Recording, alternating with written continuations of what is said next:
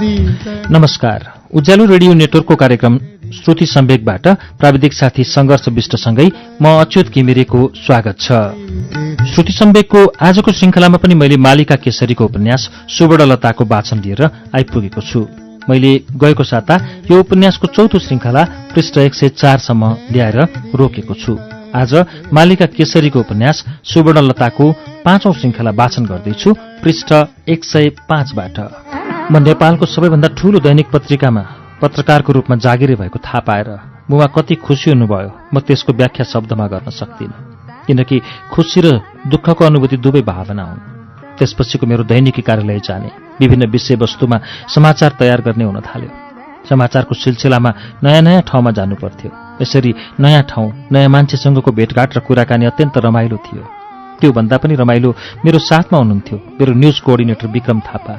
हुन त उहाँको काम हामी जस्तो फिल्डमा जाने थिएन, तर पनि मलाई रिपोर्टिङ गर्न सिकाउने बहानामा उहाँ मसँग धेरै समय बिताउनुहुन्थ्यो। खै किन हो, मलाई उहाँको साथले अनौठो उत्साह थप्थ्यो। मनको एक कुनामा रमाइलो खुसी छाउँथ्यो, मन खुसीले रमाउँथ्यो। मैले त उहाँसँगको पहिलो भेटमै आफूलाई बिर्सिएकी थिएँ, आफूलाई हराएकी थिएँ। अफिस निस्कनु अघि मेकअप गर्दै सोच्थेँ के म राम्री देखिएकी छु। म पनि के भयो कि उहाँ साथमा हुनासाथ गरुडको छाया परेकी नाग जस्तो लट्ठ हुने, बेहोसीपनले वर्तमानको होस नै नहुने, मन अनन्तमा हराइरहने। तर यसरी आफूलाई बिर्सेर कसैमा हराउँदा पनि कति आनन्द, कति खुसी मिल्ने। मैले जीवनको पहिलो पारिश्रमिक पाएँ, मन अत्यन्त हर्षित भयो। त्यो दिन विक्रम सर र म एक रेस्टुरेन्टमा गएर कफी पियौँ। त्यो दिन अझ अर्को अनौठो घटना घट्यो। विक्रम सरले मेरो हात समात्दै भन्नुभयो, मलाई तिमी अत्यन्त मनपर्छ। उहाँको कुराले मेरा आँखा लाजले निहुरिए। गालामा सम्पूर्ण रक्त थुप्रिएर हो कि खै किन हो, रातो भएर आयो। मैले मेरो खुसी रोक्नै सकिनँ। मुहार जति शान्त राख्न खोजे पनि मुहारमा खुसीको संकेत गर्दै मुस्कान सल्बलायो। लाग्यो मैले मेरो जीवनको जड भेटाएँ, मेरो जवानीमा प्रवेश गर्दै गरेको मन। त्यो रात सारा संसार निदमा लिप्त हुँदा पनि मेरो आँखामा निदको अंशसम्म आउन तयार भएन। म निदलाई स्वागत गर्दै दायाँ कोल्टे बायाँ कोल्टे फर्किएँ, तैपनि आँखामा निदको लेससम्म झुल्किएन। बल्ल बुझेँ मानिसलाई दुःखको अनुभूतिले मात्र होइन, खुसीको अनुभूतिले पनि सुत्न दिँदो रहेनछ। निद नलागेपछि म घरबाट बाहिर निस्केर अन्धकार रात्रिको खुला आकाश हेर्न थालेँ। आकाश जुनविहीन थियो, औँसी थियो वा अन्य मलाई थाहा छैन, तर आकाश पूर्ण कालो थियो। ताराहरूको मधुरो ज्योति सारा संसारलाई प्रकाशमय बनाउन काफी पक्कै थिएन, तर प्रेमको उन्माद भरिएको मनले आकाशलाई पूर्ण प्रकाशमय देखिरहेको थियो। त्यही प्रकाशमय आकाशको बीच भाग जहाँ चन्द्रको बास हुन्छ, त्यहाँ त आज विक्रम सरको मुहार हाँसिरहेको थियो। मैले पनि त्यही मुहारलाई हेरिरहेँ। मलाई हेरेर हाँस्दै त्यो मुहारले सोध्यो, के भयो तिमीलाई, किन नसुते कि, म पनि आऊँ? म लाजले पानी पानी भएँ। म पनि के भए कि त्यो अन्धकार आकाशमा के देख्न थाले कि सायद म मायामा परे पाएर। मलाई लाग्यो मानिसको जन्म दुःख भोग गर्नका लागि मात्र होइन, मानिस त सुख प्राप्तिका लागि पो जन्मिन्छ। मानिसको जीवनमा त खुसी नै खुसी छ, प्राप्तिको खुसी, कसैको साथको खुसी। कति सुन्दर रहेछ संसार। मैले चारैतिर खुसी र सुन्दरता खोजेँ।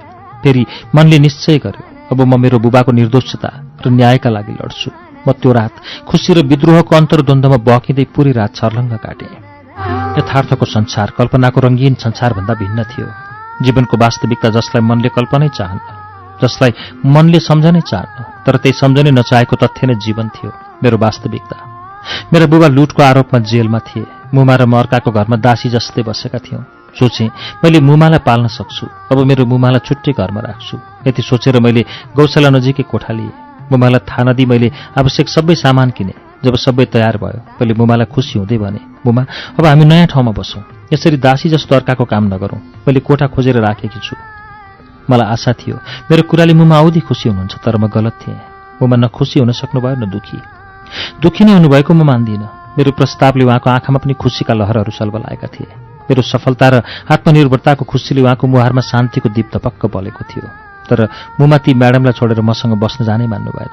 मैले सम्झाउनु भयो, जसले हामीलाई सारा समाजले छिछि र दुरदुर गर्दा साथ र शरण दिएको छ, त्यस्ता कलियुगका भगवानलाई थोरै राम्रो हुनासाथ चटक्क छाडेर कसरी जाने?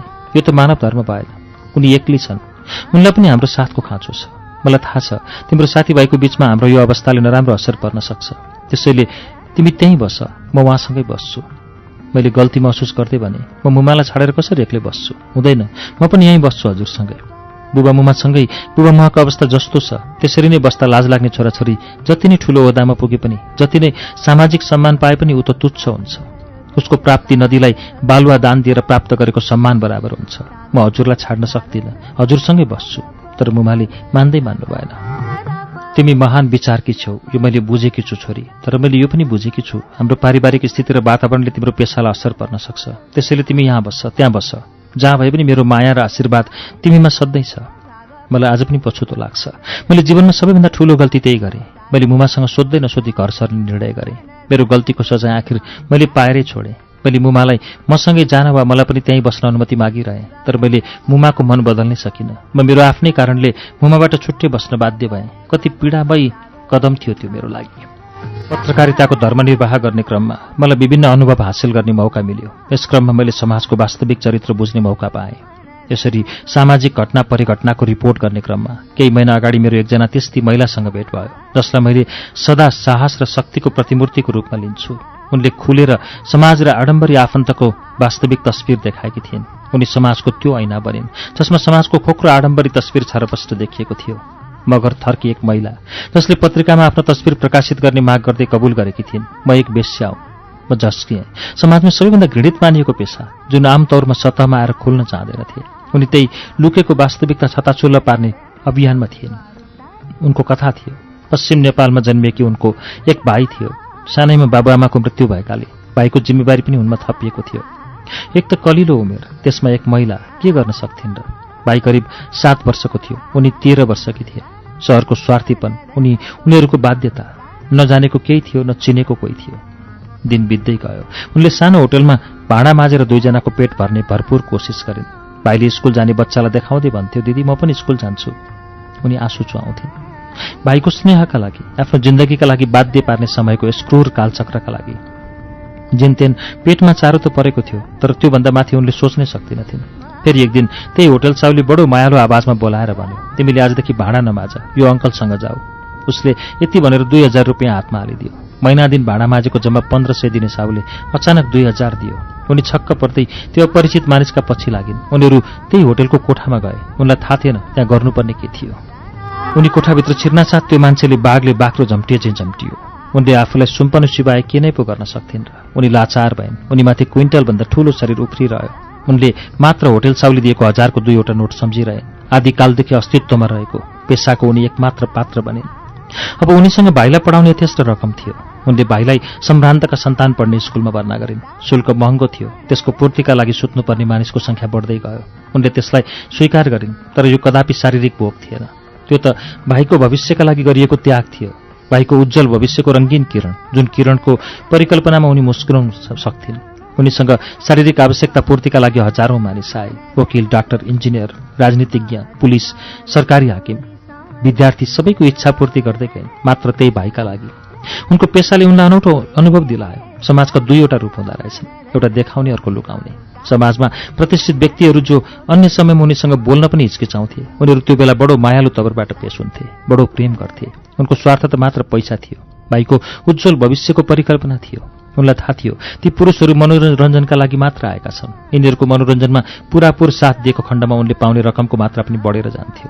उनले पनि आफू उसँगको संसर्गबाट अत्यन्त खुसी भएको, ऊ मात्र त्यस्तो मर्द भएको जसले आज प्रथम पटक उनलाई स्खलित गराउन सफल भएको जस्ता कुरा गरेर सक्दो धेरै पैसा बटुलिन्।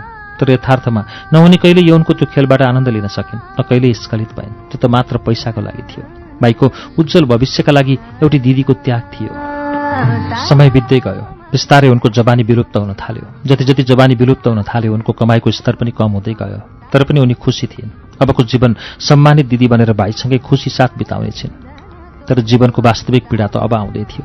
एक दिन भाइले दुलै लिएर आयो, अर्थात् उनकी बुहारी। उनी औधी खुसी भइन्। तर त्यो खुसी लामो समय टिकेन। बिहे भएको केही दिनपछि बुहारीका बाबु उनको घरमा आए। उनी छक्क परे। उनी तिनै पुरुष थिए जो आफ्नो कुत्सित यौन इच्छा मेटाउन उनको साथमा आउँथे। उसले भाइ र बुहारीलाई सम्पूर्ण कुरा सुनाइदियो। त्यसपछि ती भाइ बुहारी मिलेर त्यो वेश्यालाई घरबाट निकालिदिए, जुन घर उनले बनाएकी थिइन्। कैयौं रात र दिन अरूबाट थिचेर आफैलाई बेचेर कमाएको पैसाले बनाएकी थिइन्। जुन आडम्बरका लागि, जुन इज्जतका लागि भाइले उनको बहिष्कार गर्यो, त्यो इज्जत, त्यो शैक्षिक हैसियत, त्यो सामाजिक प्रतिष्ठा दिलाउनका लागि उनले आफूलाई पल पल बेचेकी थिइन्। आज भाइलाई सिञ्चित नगरेकी भए त्यो भाइ बाँच्थ्यो कि बाँच्दैन थाहा छैन, तर उसैले उनलाई आज सडकमा ल्याएर फालिदियो। उनले प्रश्न गरिरहन्, के देह बेच्नु पाप कर्म हो त? यदि पाप हो भने संसारको त्यस्तो कुन स्थान होला जहाँ देह व्यापार नभएको होस्? स्वरूपमा फरक छ। संसारमा त्यस्तो को होला जसलाई देहको भोक नलागेको होस्? म उनको तर्कशक्ति देखेर अचम्बित भएँ। उनले बताइन्, संसारका हरेक नरनारी वेश्या हुन्। जब यौन कार्य सन्तान उत्पादनका लागि नभएर मनोरञ्जनका लागि गरिन्छ भने त्यो भोग हो, वेश्यावृत्ति नै हो। यो संसारमा जन्म लिने पशु, किरा, फट्याङ्ग्रा बाहेक हरेक मानवले यौन कार्य मनोरञ्जनका लागि गर्छन्। के उनीहरू वेश्या भएन? मैले त्यही कार्यबाट धन कमाएँ, म मात्र कसरी वेश्या? उनले प्रश्न सोधिरहन्, तर उनलाई कसैले उत्तर दिएन।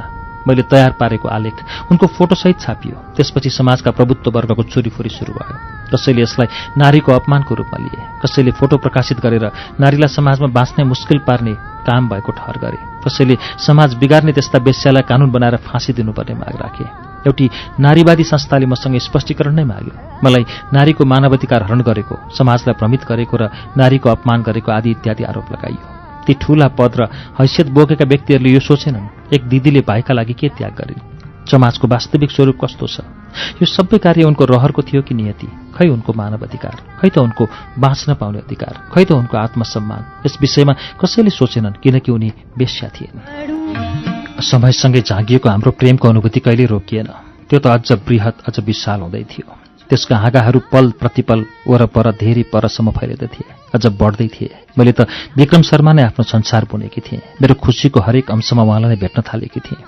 फेरि एक दिन, अर्थात् सारा विश्व नयाँ इस्वीमा प्रवेश गर्नेवाला थियो। उहाँले मलाई थोरै डराउँदै, धेरै लज्जाउँदै सोध्नुभयो, अनु, हामीले नयाँ वर्षको कुनै कार्यक्रम नराख्ने? म उत्साहित भएँ। उहाँको आँखामा हेर्दै भने, के कार्यक्रम राख्ने भन्नुहोस् न, म त तयार छु। उहाँले मुख मेरो कानीनिर ल्याएर भन्नुभयो, आज नगरकोट जाउँ, भोलि बिहानीको सूर्योदयसँगै बसेर हेरौँला। उहाँको कुराले म लाजले पानी भएँ। बिना बिहे पुरै एक रात, सामाजिक बन्धन र लोकलाजले मन थर्र काँप्यो। फेरि मुखबाट अनायास निस्कियो, हुन्छ, कतिखेर जाने? मेरो जवाफले उहाँ यति खुसी हुनुभयो। मैले धेरै बेर उहाँको मुहारमा दौडिरहेको खुसी हेरिरहेँ। एक लाठीले अचानक झिलिमिली सहर देखे जाए। फेरि अचानक उहाँले खुसी र उन्मादले हाँसिएको उहाँको ओठ मेरो ओठमा ल्याएर बिसाइदिनु भयो। मैले केही विरोध गरिनँ। उसो त विरोध गर्ने चेत पनि त हुनु पर्यो। हामी नगरकोट पुग्दा सूर्यले पृथ्वीलाई विदाई गर्नै आँटेको थियो, वा भनौँ त्यो वर्षको अन्तिम दिन थियो। हुन त समय, मिति, तारिख जे भने पनि मानिसले बनाएको। सूर्य आफ्नो गति र धर्म अनुसार चलेको छ। सम्पूर्ण चराचर भूमण्डल र ब्रह्माण्ड नै आफ्नै गतिमा चलेको छ। मात्र हामीले बुझ्नको लागि बनाएको एक नीति त हो मिति र गति। हस्ताउँदो सूर्यले फैलाएको सुनका कर्ण मिश्रित किरणमा उहाँको सुन्दरता अझ सौम्य र सुशील देखियो। मेरा आँखा उहाँको मुहारमा अडिरहेको थियो। उहाँले मेरो दाहिने हातलाई दुवै हातले समातेर गाउनुभयो, सन्ध्याको यो गोधुलीमा तिम्रो मधुर स्पर्शले, उन्मुक्ततामा रमेका तिम्रा रेशमी कपालले, तिम्रो हावामा बहिरहेको तिम्रो मिठो सुवासले मेरी अनु मलाई सम्हालिनै गाह्रो भयो, तिम्रो नयनको कटाक्षले। हामी त्यो एकान्तमा उन्मुक्त पन्छी झैँ प्रकृतिको मधोस तुल्याउने छटासँग जिस्किरह्यौँ। त्यहाँ वातावरण त्यस्तै थियो। त्यो रात मेरो साथ र समीप पाएर उहाँ अति खुसी हुनुहुन्थ्यो। उहाँ खुसी भएको देख्दा म खुसी नहुने कुरै थिएन। त्यो रात मैले उहाँलाई नववर्षको शुभकामना स्वरूप मेरो जीवनको सबैभन्दा अमूल्य उपहार दिएँ। थाहा छैन मेरो उपहारको मूल्य के थियो। मैले यो पनि विचार गरिनँ, यो उपहार दिन उपयुक्त थियो वा थिएन। मलाई केही पनि थाहा छैन। मैले जे गरेँ त्यसले समाजको वचन र सामाजिक पर्खाल नाग्यो वा त्यो उपहारले मायाको फूललाई अझ अमर तुल्यायो। हामीले त्यो दिन समाजले कोरेको जीवन दर्शनको परिभाषाभन्दा भिन्न परिभाषा कोर्यौँ। मनमा किञ्चित पाप र पश्चातापको मुना पलायो, तर मनले नै सम्झायो, जुन कार्य गरेर मानिसलाई पश्चाताप लाग्दैन बरु खुसी मिल्छ भने त्यो कसरी गल्ती हुन सक्छ? गल्ती र पाप त मनको सोच रहेछ। यदि मनमा कुनै कार्य गरेर गल्ती वा पापको अनुभूति हुँदैन भने त्यो पाप नै होइन। मानिसलाई कुनै पनि नयाँ काम गर्न प्रथम पटक मात्र असहज लाग्दो रहेछ। बच्चाको नाम पहिलो पटक नामकरण गर्दा सायद बुबा आमालाई नै त्यो नाम नमिल्दो, नौलो र असहज लाग्दो, तर समयसँगै सबै सहज हुँदो रहेछ। त्यसपछिका दिनहरूमा हामीले कैयौँ रात साथमा बितायौँ। हामी बीचमा बाँकी भन्ने केही रहेन। म पूर्ण रूपमा उहाँमा समर्पित भएँ। हिमालबाट हतारिँदै झरेकी नदी जसरी समुद्रमा पुगेर शान्त हुन्छ, म पनि त्यस्तै थिएँ। उहाँ अफिसपछि घर नगई मेरो कोठामा आउनुहुन्थ्यो। मैले खाना बनाएर खुवाउँथेँ। मलाई खाना खुवाउन पाउँदा के विधि खुसी भएकी म। दिनै बित्यो। समयले 3 महिना हुँदै वर्ष पनि बित्यो। यी बीचमा म मायाको त्यो रङ्गीन संसारमा रमेँ जहाँ मैले सारा पीर व्यथा बिर्सेँ। मात्र उहाँमा समर्पित मेरो जीवन, उहाँका लागि जन्म लिएकी जस्ती म। एक दिन उहाँ अचानक विदामा बस्नुभयो। मन अचानकको बिछोडले भयभीत भयो, अत्तालियो, तडपियो। उहाँको फोनमा कैयौँ पटक फोन गरेँ तर फोन स्विच अफ थियो। म सारा राज्य हारेको राजा जस्तो भएँ। अफिसमा बुझेँ घरायसी बिदा बस्नुभएको छ। म पनि कस्ती हुन्छु। यति नजिक भएर पनि उहाँको घर परिवारको बारेमा सोध्नै भुलिछु। करिब 20 दिनपछि अफिस पुग्दा देखेँ सबैजना उहाँको वरिपरि झुम्बिएका थिए। अचानक उहाँलाई पाएर मन खुसीले नाच्न लाग्यो। त्यो बेला म जस्तो अन्धभक्त जस्तो भएकी थिएँ, जसले ढुङ्गालाई देउता मानेर पूजा गर्दा गर्दै अचानक स्वयं भगवान प्रकट हुँदा भक्त जस्तो मनस्थितिमा पुग्छ। म त्यस्तै भएकी थिएँ। मेरो मुखबाट कुनै शब्द निस्किएन, मात्र उहाँलाई हेरिरहेँ। कसैले उहाँलाई बधाई दिँदै सोध्यो, खै त बिहेको पार्टी नदिने? विक्रम सरले हाँस्दै भन्नुभयो, भइहाल्छ नि, आजै दिउँला। उहाँको कुराले मैले केही सोच्नै सकिनँ। उहाँ बिदा बस्नुभएको त बिहेका लागि रहेछ। मैले नचाहँदा नचाहँदै आँखाबाट केही थोपा आँसु बगी छाडेँ। म विगतको सम्झनामा बहकिँदै थिएँ। शौचालक तीखो आवाजमा चिच्चायो, नेपालगञ्ज आइपुग्यो, सबैजना झर्नुहोला। सबै यात्रु आफ्नो सामान खोज्न थाले। जीवनमा भोगेको सबैभन्दा तितो र पीडादायी क्षणको भड्खालोमा बहेकी मलाई होस नै भएन। मेरा झोलाहरू कहाँ छन्? म कहाँ आइपुगेँ? उनीहरूले नै मेरा सबै सामानहरू, झोला, क्यामेरा चार्ज गर्न ल्याएका सोलर प्यानल र ब्याट्री सबै बोके। म बेहोसीमा नै गाडीबाट ओर्लिएँ। उनीहरूले ट्याक्सी रोके। करिब 15 मिनटमा ट्याक्सी एउटा घर अगाडि पुगेर रोकियो। त्यही लामा लुगा लगाउनेले भने, यो घर हाम्रो आफन्तको हो, केही बेर यहाँ आराम गरौँ, भोलि बिहान 10 बजे जुफालको प्लेन चढ्नुपर्छ।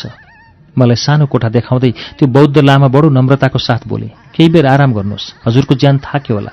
उनी मलाई हेरेर मुस्कुराउँदै टाढिए। म लगाएको केही नफेरी खाटमा त्यहीँ पल्टिएँ। कार्यक्रम श्रुति सम्वेकमा अहिले तपाईँले सुन्नुभएको वाचन मालिका केसरीको उपन्यास सुवर्णलताको वाचन हो। कार्यक्रम श्रुति सम्वेकमा तपाईँलाई फेरि स्वागत छ। श्रुति सम्वेक तपाईँ उज्यालो रेडियो नेटवर्क काठमाडौँमा 90 मेगाहर्जसँगै देशभरिका विभिन्न एफएम स्टेशनबाट एकैसाथ सुनिरहनु भएको छ। श्रुति सम्वेकमा हामी मालिका केसरीको उपन्यास सुवर्णलताको वाचन सुनिरहेका छौं। अब यसको बाँकी अंश वाचन सुनौ। भोलिपल्ट आँखा खोल्दा परिपक्व सूर्य मुस्कुराइरहेको थियो। रातभरको यात्राले थाकेकोले होला जिउमा आलस्य थियो। म अल्छी मान्दै उठेँ। अचम्म ती लामाको मुहारमा थकावटको कुनै भाव थिएन। खाना तयार थियो। हिजोदेखि राम्रोसँग केही नखाएकोले होला भोक भित्रैदेखि जुरुमुराएर आयो, तैपनि मैले संयमता गुमाइन। खाना खाएर नेपालगञ्जको एयरपोर्टतर्फ निस्किँदै गर्दा सानी सुन्दर बालिकाले बडो मायालु पारामा हात हल्ल्याएर बाई भने। मैले अन्दाज लगाएँ उनी त्यो घरकी नातिनी हुनुपर्छ। मलाई वर्षौं अगाडि जब हामी काठमाडौँ आउनका लागि निस्केका थियौं, भाइले हजुरआमालाई बाई गरेको सम्झना आयो। हवाईजहाजबाट करिब आधा घण्टा यात्रा गरेपछि हामी डोल्पा जिल्लाको जुफाल विमानस्थलमा ओर्लियो। डोल्पा जिल्ला 21औं शताब्दीमा पनि सड़क यातायातले नछोएको जिल्लाको रूपमा परिचित थियो। तर हालसालै आन्तरिक सड़कको विस्तार भए पनि मुख्य सड़क सञ्जालसँग जोडिन बाँकी रहेछ। विमानस्थलबाट बाहिर निस्कन साथ एक हुल खच्चड हाम्रो अगाडिबाट गए। सामान ढुवानीको एक कतिलो विकल्पको रूपमा रहेछ खच्चड। आधुनिकताबाट टाढा लुकेको डोल्पा मानव निर्मित भौतिक सुख सुविधाको त चरम अभाव थियो, तर हिमाली चिसो हावा, वरपर देखिने मनोरम हिमश्रृङ्खलाले त्यो भूमिको अलौकिकता वर्णन गरिरहेको थियो। त्यहाँ करिब आधा घण्टा बसेपछि हाम्रो यात्रा सुरु भयो। अनभिज्ञ गन्तव्य, अपरिचित भूमि, कता कता डर पनि लाग्यो, तर मन उत्साहित थियो। करिब 1 घण्टाको यात्रापछि हामी डोल्पा जिल्लाको सदरमुकाम दुनै पुग्यौं। काठमाडौँभन्दा भिन्न संस्कृति र रहन सहनयुक्त मानव बसोबास भएको दुनैमा सहरी झल्को दिने बिजुली बत्ती र सञ्चार सुविधा रहेछन्। बोर्डिङ स्कुल लेखेका 1-2वटा होर्डिङ बोर्ड पनि दुनैमा देखियो। दुनैमा बसोबास गर्ने बाहुल्य जनसङ्ख्या ब्राह्मण क्षेत्री रहेछन्। ढुङ्गेनी बाटो हुँदै हामी अगाडि बढ्दै गयौं। अलौकिक भूबनोट, हिमाली चिसो हावा लाग्यो म स्वर्गको धेरै नजिक छु। दुनैबाट हिँडेको करिब 1 घण्टापछि हामी सुलीगाड आइपुग्यौं। त्यहाँ सेफोक सुन्डो नेशनल पार्कमा स्वागत छ भनी लेखेको बोर्ड झुण्डाइएको रहेछ। बल्ल मन रोमाञ्चक भयो। बाल्यकालमा पढेको याद आयो। विश्वको सबैभन्दा उचाइमा रहेको गहिरो ताल, जहाँ कुनै जीवनको अस्तित्व छैन। स्वच्छ निर्मल ताल, करिब 140 मिटरभन्दा गहिरो ताल। मन अर्कोतर्फ मोडियो। किन त्यति ठूलो ताल भएर पनि जीवनविहीन भएको होला? किन कुनै जीवन फुल्न नसकेको होला? म सोचिरहेँ। मैले निष्कर्ष निकालेँ त्यो ताल धरतीका जीवका लागि नभएर स्वर्गमा विचरण गर्ने देवताका लागि हो। सायद धरतीको जीवले दूषित तुल्याउने भएकाले त्यसलाई जीवविहीन बनाइएको होला। कञ्चन सानी नदीको किनारै किनार हामी तेर्सो बाटो हिँडिरह्यौं। करिब आधा घण्टा हिँडेपछि सानो बजार आयो। मैले त्यस ठाउँको नाम बुझ्न खोजिन। लामो हिँडाइले थाकेकाले होला हामीले त्यहाँ केही बेर विश्राम गरी चिया पिएर यात्रा अगाडि बढायौं। बिस्तारै दिनले सन्ध्यालाई निम्तो दिँदै सूर्यले आफूलाई पहेँलो रङमा परिवर्तन गर्न लाग्यो। हामी त्यो दिन छेपका गाउँमा रहेको सानो होटलमा बस्यौं। शरीर थाके पनि नयाँ ठाउँ र परिवेशले मन रोमाञ्चक थियो। म विगतका सारा दुःख बिर्सिएर वर्तमानमा रमिरहेकी थिएँ। कतिखेर निधाएछु थाहै भएन। भोलिपल्ट बिउँझदा पूर्वी आकाशमा मधुरो उज्यालो बढ्दै थियो। म आँखा खुल्नासाथ त्यो होटलको कोठाबाट बाहिर निस्केँ। अर्को कोठामा बसेका लामाले बोधिचित्तको माला दाहिने हातले गन्दै बिस्तारै मन्त्रोच्चारण गरिरहेका थिए। उनलाई बाधा पुर्याउन मन लागेन। म एक्लै होटलको गेटबाट बाहिरिएँ। अनौठो, मेरो शरीरमा हिजो दिनभर हिँडेको थकानको कुनै क्लेशसम्म थिएन। नजिकै बगेकी सानी खोली मधुर आवाजमा गाइरहेकी थिइन्। यस्तो लाग्थ्यो उनले हामीलाई नचाउनका लागि मिठो सङ्गीत सृजना गरिरहेकी छन्। म त्यो नदीको छेउैमा गएँ। हिउँ पग्लेर उन्मुक्त बनेकी नदी उच्च वेगका साथ बगेकी थिए। लाग्थ्यो उनको प्रियतम धेरै पर प्रतीक्षामा छन्। मलाई त्यो नदीमा पैताला डुबाउन मन लाग्यो। त्यो कञ्चन चिसो पानीले मेरो शरीरभरि रमाइलो तरङ्ग सल्पलायो। सेतो मुहार, पातलो ओठ, सानो नाक, ठूला ठूला आँखा। ओहो, मैले त मेरो स्वरूप नै पो भुलिसकेकी रहेछु। यस्तो लाग्यो मैले मेरो स्वरूप जीवनमा प्रथम पटक निहालिरहेको छु। म मेरो रूपको सौन्दर्यमा हराइरहेकी थिएँ। कसैको म्याडम म्याडम शब्दले मेरो एकाग्रता भङ्ग गर्यो। केही परबाट तिनै लामा मलाई बोलाउँदै मतर्फ नै आउँदै थिए। मलाई झनक्क रिस उठ्यो। फेरि लाग्यो म जस्तै सुन्दरी नारीले रिस गर्नु मूर्खता हो। मैले हाँसेर भने, हजुर। उनले बडो नम्र भाषामा भने, म्याडम अब हिँड्ने तयारी गर्नु पर्ला कि? उनको नम्रताले अनाहकमा रिसाएको प्रति आफैप्रति ग्लानि भयो। मनमा पश्चातापको सानो धर्को कोरियो। हामी त्यो दिन फोक्सुन्डो तालबाट आएको खोला कैयौं पटक पार गर्दै अगाडि बढिरह्यौं। म जति जति अगाडि बढ्दै थिएँ त्यति नै शरीर अझ उत्साहित र रोमाञ्चक हुँदै थियो। आकाशमा चम्किरहेको सूर्यको रापले हाम्रो यात्रालाई मधुरो न्यानो बनाएको थियो। हामी फोक्सुन्डो तालबाट सागरमा मिसिनका लागि हतारिएको सेती कञ्चन नदीको किनारै किनार अघि बढ्दै थियौं। एक तमासले हिँडिरहेका थियौं। सबैभन्दा अन्तिममा म थिएँ। यसको मतलब यो होइन कि म थकित थिएँ। ममा त अनौठो शक्ति सञ्चार भएको थियो। थाहा छैन त्यो शक्तिको रहस्य के थियो। हिँडिरहेका तीनैजना टक्क रोकिएर पश्चिम दिशातर्फ हेर्न थाले। मेरो पनि नजर उनीहरूले हेरिरहेको दिशातर्फ सोझियो। दुई नदी मिसिएको दोभान, जहाँ दुई नदीले आफ्नो अस्तित्व गुमाएका थिए। यसलाई अस्तित्व गुमाएको भन्नुभन्दा पनि दुई नदीले छुट्टै नयाँ अस्तित्व धारणा गरेका थिए भन्दा उपयुक्त होला। त्यो ठाउँमा फोक्सुन्डो नदीसँग अर्की सानी सुन्दर नदी आएर मिसिएकी थिइन्। बिल्कुलै भिन्न रङको पानी। उसले उक्त नदीको मुहान र परिवेशको वकालत गरिरहेको थियो। मैले बल्ल बुझेँ मानिसको जीवन त्यस्तो जंगल रहेछ जहाँ मगमगाउँदा फूलहरू फुल्दा रहेछन्। जुन जंगलमा सुन्दर फूल फुल्छन् त्यही जंगलमा विषका फूल पनि फुल्दा रहेछन्। हेर्दा अत्यन्त सुन्दर देखिने ती विषका फूलहरूले मानिसलाई भ्रमित तुल्याएर प्राण समेत हर्दा रहेछन्। सायद विक्रम जंगलको त्यही विषमरूपी सुन्दर फूल थियो जसको मोहकता र माधुर्यमा मैले आफूलाई बिर्सन पुगे। भूल मेरो पनि हो। जुफालबाट हिँड्न सुरु गरेको आज 8औं दिन। बाटाहरू कहीँ सम्म परेका थिए भने कहीँ मुटु नै त्रसित तुल्याउने भिड थिए। मन भने रोमाञ्चक यात्राले प्रफुल्लित थियो। त्यो दिन हामी करिब 3 घण्टा उकालो चढेपछि प्रकृतिको अलौकिक छटाले भरिएको अर्को स्वर्णिम स्थानमा आइपुग्यौं। त्यो त्यस्तो स्थान थियो जहाँ मानिसको मनमा बास बसेर मानिसलाई नै कष्ट दिने सम्पूर्ण दुःखको अन्त्य हुन्थ्यो। मलाई त त्यहीँ सदा सदाका लागि बस्न मन लाग्यो। तर जीवनको गन्तव्य त्यहाँ रोकिनेवाला थिएन। त्यो झरनालाई विदाई गरेर हिँडेको 15 मिनटपछि पुनः अर्को त्यस्तै मनोरम स्थानमा पुग्यौं। हुन पनि डोल्पा जिल्ला प्रवेशपछि प्रत्येक पाइलामा त्यस्तै रोमाञ्चक अलौकिक स्थान भेटिरहेका थिए। प्रत्येक स्थानको भेटमा लाग्छ यही नै सबैभन्दा सुन्दर स्थान। तर म गलत थिएँ। जति अगाडि बढ्यो सुन्दर भौगोलिक धरातल अर्को भेट हुन्थ्यो। अहिले हाम्रो आँखा अगाडि थियो हामीले भर्खरै विदाई गरेको झरनाकी जननी अर्थात् फोक्सुन्डो ताल। बादलको चालसँगै आफ्नो रङ परिवर्तन गर्ने अनौठो कला। टिलपिल टिलपिल टिलपिलाएका पानीमा प्रतिबिम्बित हिमाल देख्दा लाग्थ्यो सुन्दर रूपसीको निधार सुन्टिकी टाँसेर अझ सुन्दर बनाइएको छ। फोक्सुन्डो तालकै किनारमा रहेछ एउटा सानो गाउँ रिम्बो। सायद रिम्बो तिब्बती नाम होला। करिब 20 घर रहेको त्यो गाउँमा अधिकांश बौद्ध धर्मावलम्बीको बसोबास रहेछ। त्यो दिन हामी त्यही गाउँमा बस्यौं। मैले त्यहाँबाट आँखाभरि फोक्सुन्डोलाई हेरिरहेँ। बादलको रङ्गसँगै आफूलाई रङ्गीन तुल्याएको फोक्सुन्डोको त्यो कला जति हेऱ्यो त्यति मनमोहक, जति हेऱ्यो त्यति सुन्दर लाग्थ्यो। मन विश्वस्त भयो। जुन रहस्यमय कथा सुनाएर यिनीहरूले मलाई यहाँ ल्याएका थिए, जुन कथाले महेश सरलाई त विश्वास दिलाएको थियो, तर मेरो मन मस्तिष्कले त्यसको वास्तविकता स्वीकार नमानिरहेको थिएन। बिस्तारै अब मन विश्वस्त हुँदै थियो। त्यस्तो अलौकिक स्थानमा उनीहरूले बताएको रहस्यको सम्भाव्यता नकार्न सकिँदैन। जब मनले उनीहरूले बताएको रहस्यलाई यथार्थमा हुन सक्ने स्वीकार गर्यो, मन अतालियो। कतिखेर पुगिन्छ त्यो रहस्य सामु? तर मलाई कति समय लाग्छ सोध्न मनै लागेन। मसँग दुवै चिज थियो, एक समय, अर्को स्वर्ग जस्तो भूधरातललाई धेरैभन्दा धेरै निहाल्ने इच्छा। भोलिपल्ट मेरो आँखाले निदलाई विदाई गर्दा पूर्वीय आकाशमा उज्यालोको मधुर लालीमा छाउँदै थियो। करिब 7 बजे पुनः यात्रा सुरु गर्यौं। त्यो दिन करिब 2 घण्टा उकालो उक्लेपछि हामी चोक्ला पोक आइपुग्यौं। त्यहाँबाट अगाडिको बाटो उकालो भन्दा पनि तेर्सो थियो। दुवैतर्फ हिमाल मुस्कुराइरहेका थिए। देब्रेतर्फको हिमाल प्रसिद्ध कान्जिरोबा हिमाल रहेछ भने दाहिनेतर्फको हिमालका बारेमा मैले प्रश्न नै राखिनँ। मात्र त्यसको सुन्दरता आँखाभरि सम्हालेर अगाडि बढिरहे। कान्जिरोबा हिमाल कटेपछिको भूखण्डमा एउटा पनि ठूलो आकारको रुख भेटिएन। मात्र हरियो घाँसले सिँगारिएको समथर घाँसे मैदानमा साना साना रुखका पोथ्रा थिए। त्यो घाँसे मैदान पार गर्दै गर्दा त्यही लामा लुगा लगाउने व्यक्तिले जमिनबाट खै के हो टिपेर तिब्बती भाषामा बोले। उनीहरू तीनैजना त्यो हेर्न झुम्बिए। म पनि उत्सुक हुँदै उनीहरूको नजिक गएँ। ती लामाको हातमा सानो मानिसको हात जस्तो वस्तु थियो। मैले आश्चर्य मान्दै सोधेँ, यो के हो? उनले छोटो उत्तर दिए, 5 औँले। अनि यो के काम लाग्छ? मैले आफ्नो अनभिज्ञता प्रकट गरेँ। उनले बिस्तारै भने, यो ठूलो औषधि हो। योभन्दा अरू उनले केही भनेनन्। मैले पनि अरू सोध्न चाहिनँ। त्यो 5 औँले उनीलाई फिर्ता दिएर हामी पुनः अघि बढ्यौँ। हामी आज 4 घण्टा बिना विश्राम हिँडिरह्यौँ। हामी अहिले बौद्ध धर्मावलम्बीको महान धर्मस्थल छेगुम्पाको आँगनीमा थियौँ। छेगुम्पा डोल्पा जिल्लाको मात्र नभएर सम्पूर्ण बौद्ध धर्मावलम्बीका लागि महत्त्वपूर्ण तीर्थस्थल रहेछ। हामीले गुम्बामा रहेको बुद्धको मूर्तिलाई मनदेखि प्रणाम गरेर यात्रा अघि बढ्यौँ। करिब 8 घण्टा हिँडेपछि 5वटा घर भएको सानो बस्ती देखियो। तिनी लामाले तिब्बती भाषामा कुरा गरेर एक घरमा बास बस्ने व्यवस्था मिलाए।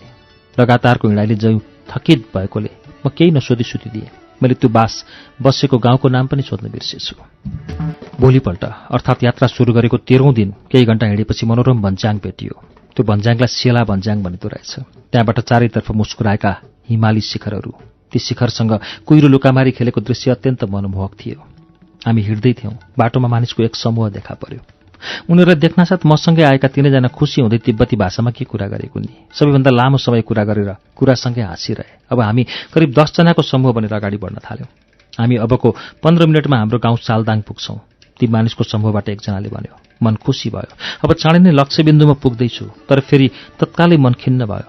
शरीर थाके पनि मलाई त्यो सुन्दर भुवनोट स्वर्गकी प्रकृतिको यात्रा गर्नु थियो। हामी उनीहरूको गाउँमा पुग्दा सूर्य डुबिसके पनि मानिस चिन्न सकिने उज्यालो बाँकी नै थियो। मैले त्यो गाउँलाई हेरेँ। फरक विधि प्रयोग गरेर निर्माण गरिएका घरहरू। प्रत्येक घरमाथि दाउराको चाङ लगाइएको सिमेन्टेड घरका छत चाहिँ देखिने। ती घरहरू सबै ढुङ्गा माटो प्रयोग गरेर बनाइएका थिए। करिब 20 घर हुँदा हुन्। म त कुशल चित्रकारले निर्माण गरेको सुन्दर चित्रकारिता चाहिँ लाग्ने प्राकृतिक सुन्दर भूखण्डको सुन्दरता रम्दा रम्दै मानव निर्मित भौतिक संरचनाको खासै हेक्का नै राखेको रहेनछु। त्यो गाउँमा सानो गुम्बा पनि रहेछ। मैले अनुमान लगाएँ गाउँका सबैजना बौद्ध धर्मावलम्बी होलान्।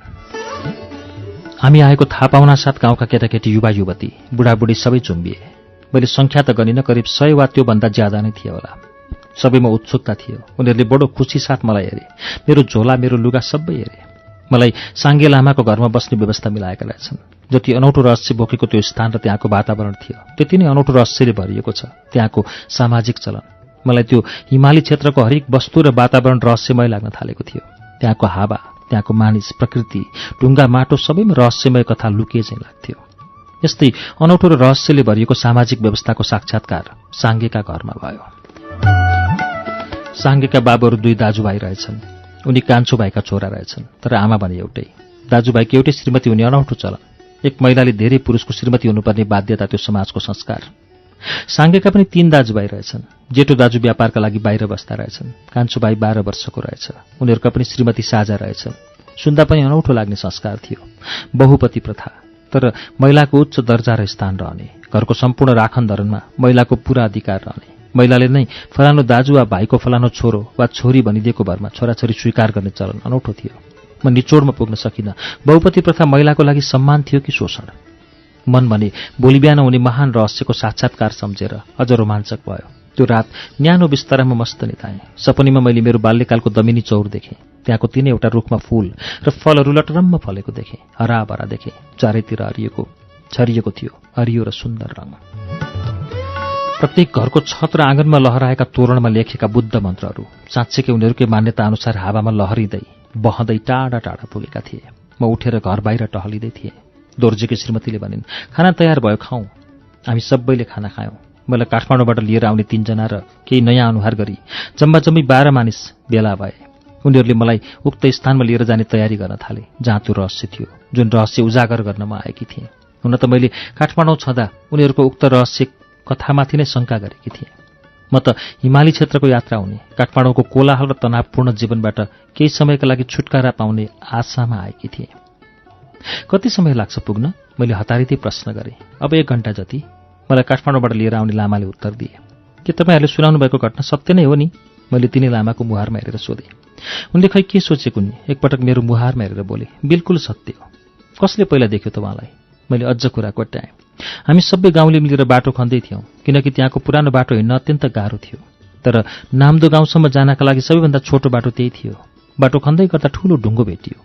म र ग्याल्जेन मिलेर त्यो ढुङ्गा फुटायौँ। ढुङ्गा फुट्नासाथ त्यहाँ त गुफा देखियो। हामी अनौठो मान्दै भित्र गयौँ। भित्र त देवीको स्वरूप देखियो। हामी तर्सियौँ, डरले भाग्यौँ। कसैले पनि भित्र जाने आँट गर्न सकेन। फेरि म र ग्याल्जेन भित्र गयौँ।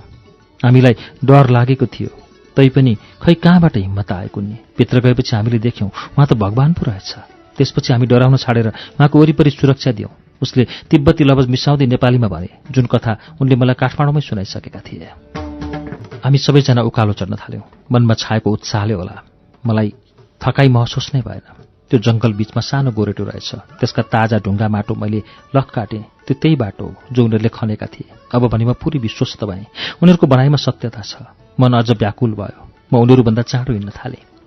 हामी उनीहरूले खनेको गोरेटो बाटो हुँदै अगाडि बढिरह्यौं। मैले त्यो जंगलमा कस्तुरी, घोरल र नाम थाहा नभएका विभिन्न जंगली जनावर सँगै रमाउँदै हिँडेको हिमचुत्वा देखेँ। अचम्म, मैले त सुनेको थिएँ हिमचुत्वा त रातमा शिकारका लागि निस्कन्छ। थार, घोरल, कस्तुरीको शिकार गर्छ। यहाँ त उनीहरू सँगसँगै हिँडिरहेका थिए। म आश्चर्य मनमा लिएर त्यो उकालो उक्लिरहेकी थिएँ। ठिक मेरो 2 हात जति अगाडि सुन्दर रङनै रङले सिँगारिएको एक जोडी चरा आएर नाच्न लागे। अनि तिनीलाई मलाई सोधे, यो रङनै रङले सिँगारिएको चरा डाँफे होइन? उनले हाँस्दै भने, हो यही हो डाँफे। चिडियाखानाको बन्द कोठामा कैदी चाहिँ झोक्राएर बसेको डाँफे र आज मेरो अगाडि उन्मुक्त नाचिरहेको डाँफे बिल्कुल फरक थियो। मैले चिडियाखानामा देखेको डाँफे मृत्युको प्रतीक्षामा थियो भने यो डाँफे जीवनको उमङ्गमा रम्दै थियो। उसका शरीरभरि पोखिएको रङहरूले अझ उसको उमङ्गमा रौनक थपेको थियो। काश हाम्रो जीवन पनि डाँफेको रङ चाहिँ रङ्गीन भइदिए। हामी अहिले त्यही रहस्यमयी कथा बोकेको गुफाको द्वारमा थियौं। गाउँका केही मानिस गुफा बाहिर अस्थायी टहरा बनाएर सुरक्षा दिइरहेका थिए। त्यहाँको वातावरणमा अलौकिक मधुर ओम ध्वनि गुन्जायमान भइरहेको थियो। हुन त त्यो ध्वनि प्रष्ट थिएन, तर संगीतको मधुर झङ्कार चाहिँ त्यो मधुर ध्वनि त्यहाँको हावामा तैरिँदै अनन्तसम्म फैलिरहेको थियो। म वास्तविकता बुझ्न हतारिएँ। काठमाडौँबाट अविश्वास मनमा लिएर हिँडेकी म अहिले यथार्थको सम्मुख थिएँ, वास्तविकताको अगाडि थिएँ। मलाई लिएर काठमाडौँबाट आएका लामाले भने, जाउँ भित्र। श्रुति सम्वेकमा अहिले तपाईँले सुन्नुभएको वाचन मालिका केसरीको उपन्यास सुवर्णलताको वाचन हो। यस उपन्यासभित्रको पत्रकार पात्र अनु अब सम्बन्धित ठाउँमा डोल्पाको त्यस क्षेत्रमा पुगिसकेकी छन् र त्यो रहस्य रहेको मन्दिरभित्र पस्न लागेकी छन्। अब के हुन्छ अर्को साता लिएर आउनेछु। तबसम्मको लागि प्राविधिक साथी संघर्ष विष्टसँगै म अच्युत घिमिरे आजको श्रुति सम्वेकबाट बिदा हुन्छु। नमस्कार।